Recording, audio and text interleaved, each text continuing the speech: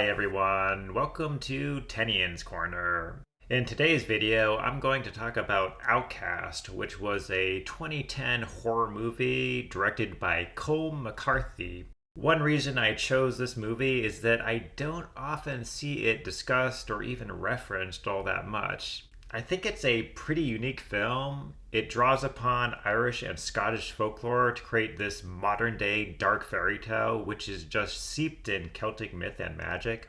So, before I proceed any further, just a spoiler warning. I will be discussing and breaking down plot details and major reveals.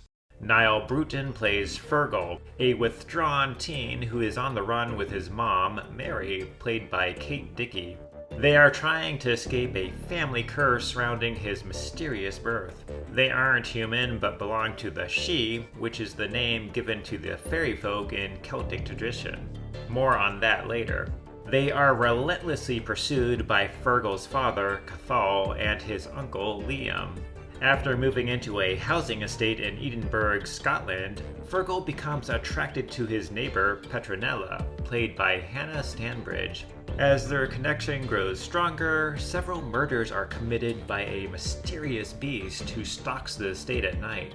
Karen Gillan also has a supporting role as Petronella's friend, Ali. Most of the characters in the movie are stifled by the shocking poverty and deprivation of the housing estates. Hanna Stanbridge is wonderful as Petronella. There is this raw naturalism to her acting style that suits the stark, bleak tone. She lives with her dysfunctional mom and socially ostracized brother who has Down syndrome, a subplot that ties into the movie's recurring theme of damaged parents who pass their trauma onto the next generation. While the story has a fantastical mythic premise, I liked how it keeps its focus on the human drama, particularly in this theme of generational trauma.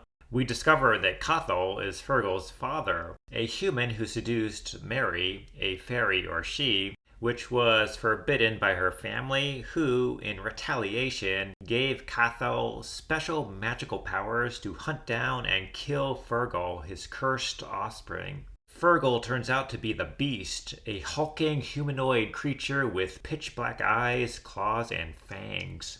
The special effects for the creature are pretty striking and effective. They were achieved mostly through a combination of practical effects and makeup work with a touch of CGI.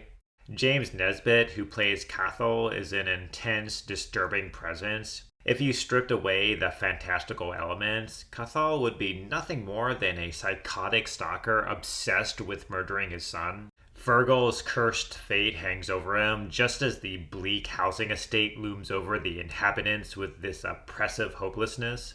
I love how director Colm McCarthy uses these supernatural elements of fate, monstrous births, and magical curses to explore the human condition in this raw, visceral way. He nicely weaves into this gritty human drama elements from Celtic myth and legend. As previously mentioned, Fergal and Mary come from a supernatural race called Sidhe. In Irish and Scottish folklore, the Sidhe were believed to exist underground or in a parallel supernatural world that coexisted with this one.